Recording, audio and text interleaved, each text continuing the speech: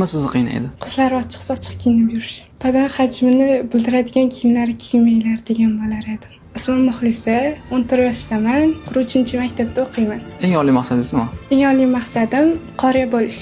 Nima uchun biz markaz tanladingiz? Chunki sizlar markazlaringda ustozlar ochiq ko'ngil, o'quvchilar yaxshi ko'radi.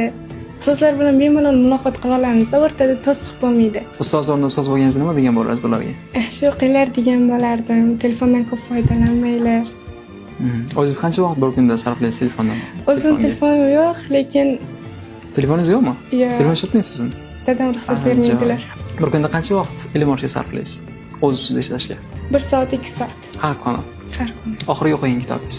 Sen bir men o'zga olim. Nima oldingiz kitobdan?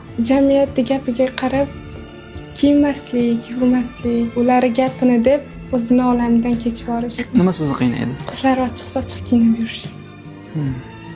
Nima degan bo'larsiz ularga? Badan hajmini bildiradigan kiyimlar kiymanglar degan bo'lar edim. Nimadan afsuslanasiz? Ertaroq shaharga kelmaganimdan Nimadan qo'rqasiz? kun kelib hamma qizlar ochiq-sochiq kiyinib ketishidan, Yana? ota-onasiga baqirishidan, ota-onasini hurmatsiz qilishidan, qariyalar uyida ota-onalar ko'payishidan. Orzungiz nima? Ota-onamga zo'r mashinalar olib berib, meni o'qitish uchun kechgan orzularni amalga oshirish.